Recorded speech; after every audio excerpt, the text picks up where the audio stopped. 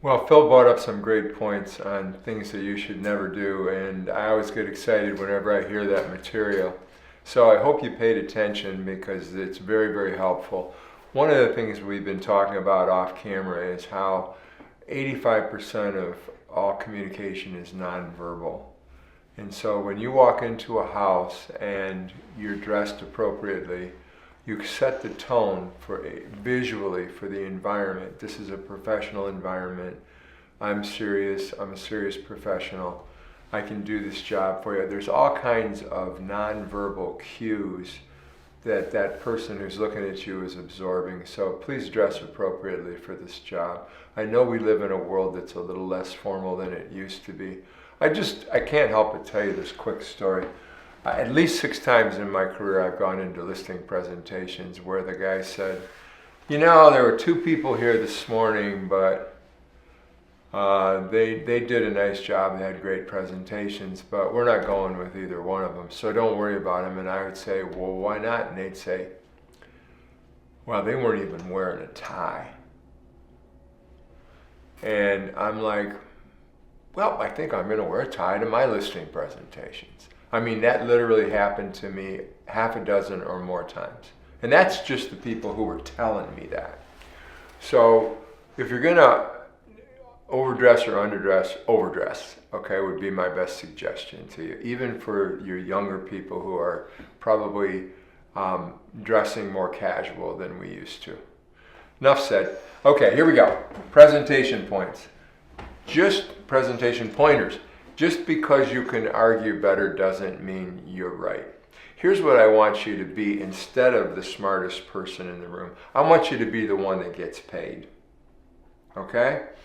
Because you can have a brilliant presentation and make all of the really important points. And if you go too fast and you don't emotionally connect with them and they feel rushed, or if anything like that gets sideways, you're jeopardizing your ability to get the transaction done. Don't ever present offers over the phone. And this is just my opinion, and that includes counter offers. Now, some of you that are very busy are going to go, oh my goodness, here's what I always did, and I always did it no matter what. Whenever possible, especially in any kind of sticky situation, I went to their house and I sat down and talked to them. I know we've got dotloop and we can do these things quickly. Sometimes the most expedient, the quickest way to do something is not always the best. Sometimes they need that. Again, you don't know what they're thinking. You can't read them. There's all kinds of communication blocks between them and you that are on the phone that don't exist in live and in person. So my suggestion is, if there's $5,000 or $10,000 on the table, go over to their house and pick it up, okay? Don't rely on a 30-second phone call to make that happen for you. You've worked too hard to get to that point to jeopardize it. List your arguments. This is probably the most important thing we will tell you today. Do a presentation before the presentation. Put your points together, list them carefully, study them out, figure out which is the most important, which is the least important, etc. As little lead time as possible between the time you call them and tell them you have an offer and the time you sit down and present it to them.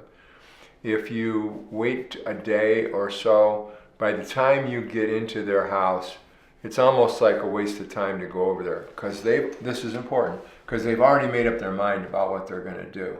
You gave them too much time to take a fixed position. They may have spent the last 2 hours before you're getting over there telling each other, now, no matter what this guy says, this is what we're going to do. So the other thing that I can tell you about this is don't tell them what the offer is over the phone. Tell them, this is what I would say to you if we were talking, and you say, well, what's the offer on the phone? I'd say, well, you know, I don't have it right in front of me. What I'd like to do is to come over and go over all the particulars of the offer and see if we can work something out with these particular purchasers. So don't do it, guys. Get in front of them. Get in front of them. Get in front of them. Talk to the boss or the decision maker. So how do you tell who is the boss? when somebody says to you, well, the guy says, I'm like I wear the pants in the family. I love that when they tell me that, because that is how I translate that is no, they don't. Okay. Typically they'll say, well, I make all the decisions around here, and what we'd really like to do is, and then they start doing this.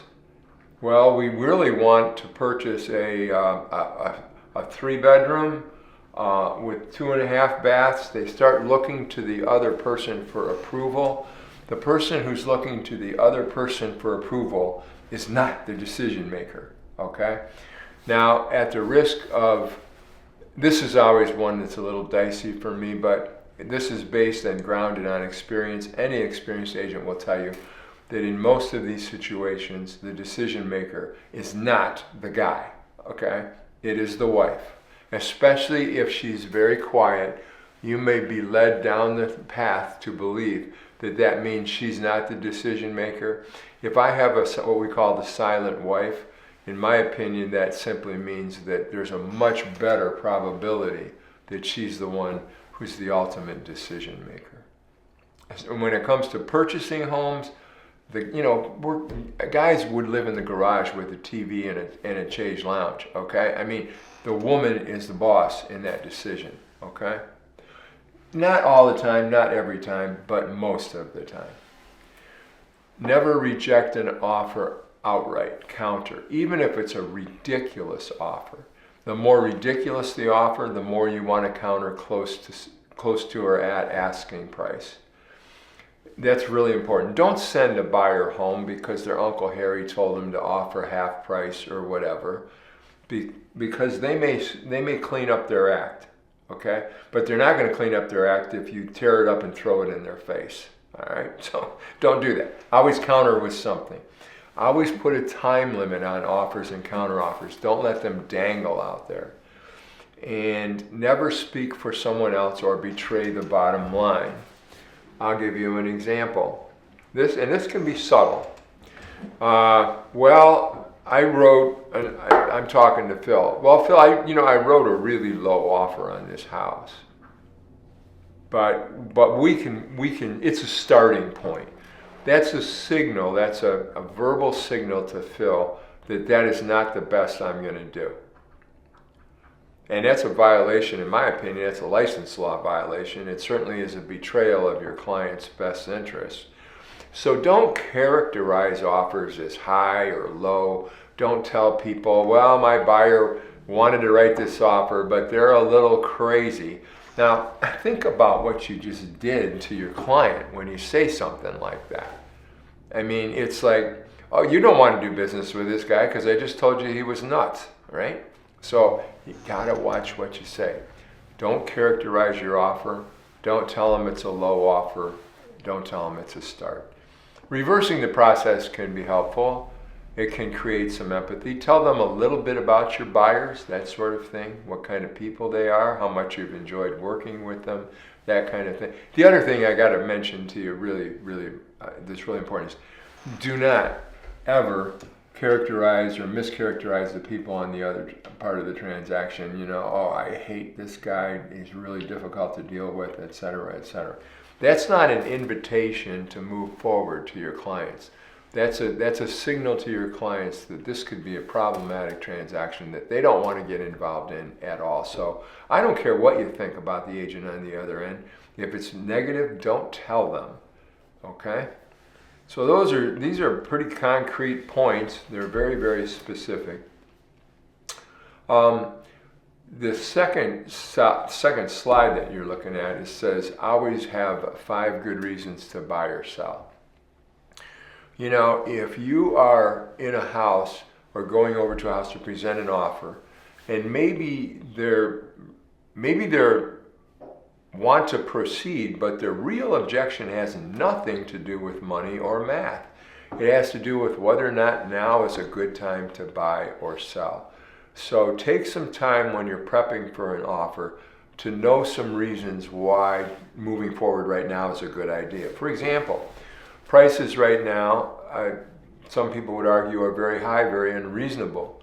Well, if they think they're unreasonable now, wait 5 more years, okay? Now, interest rates are 7% right now. Well, you can buy right now, and then you can go ahead and refi if necessary. Down the road, you can take advantage of today's prices and then do what we call a buy and refi. 2 years from now, you can go ahead and get a more reasonable interest rate. If interest rates ever go down, they may go up. Maybe the interest rates we have today are going to be the lowest we're going to have for the next 25 years.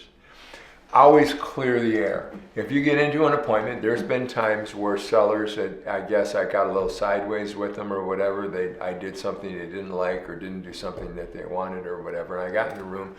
It was a little chilly, okay?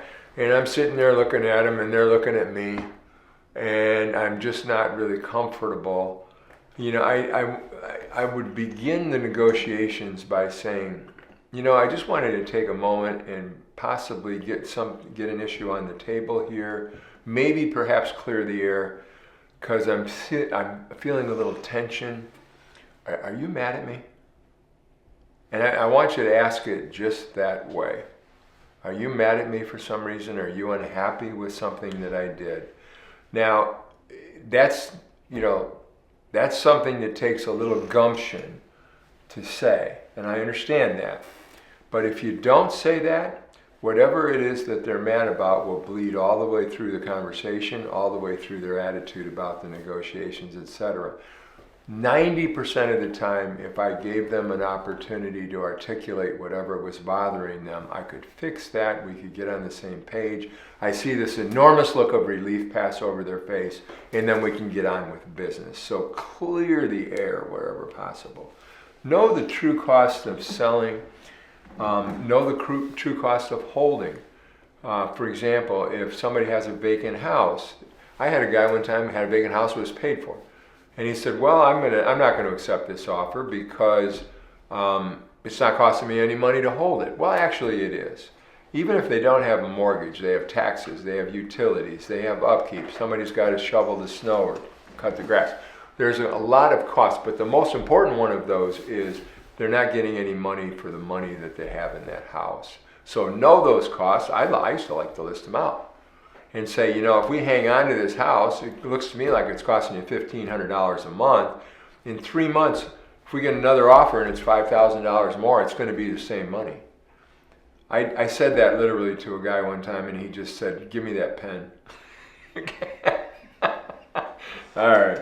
So evaluate who you're talking to before you get over there. How old are they? What kind of personality? To Phil's point, study personality types, adjust your presentation to who you're talking to.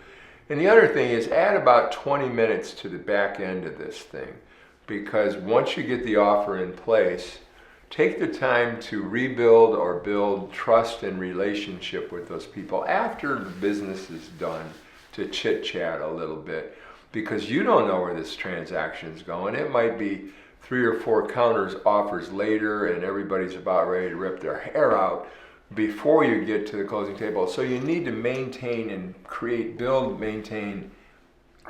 and maintain that relationship throughout. That was my rule, 20 minutes. And now if they're very, to the point people, it might be 5, okay? But, read them, figure out, especially with people that are very friendly, have 5,000 precious moments in their house and stuff like that. They need that connection, that relationship, for them to trust you and feel comfortable with you. And, and this is just the final point on presentation pointers. Be positive, okay? Know the good reasons to buy, know the good reasons to sell. In 2008, we had the worst real estate market in history. I would go to church. People would say to me, well, how's the market? And they'd look like this. They looked like I was going to hit them in the head with a baseball bat. And I would say, well, our prices are down significantly, but a lot of people don't realize this is the best possible time to buy a home in the last decades, last 30, 40 years. And they would literally go like this. They would literally go like this. And then they would say something like, sometimes, well, I got a brother-in-law who's thinking about buying a house. So there's always an opportunity in every market. And the opportunity and sometimes is a 2008-like opportunity.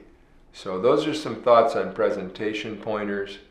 Be positive, be constructive, don't be critical of anybody, take your time, engage, and you're going to do really, really well. And most importantly, don't try to be a tough guy, okay?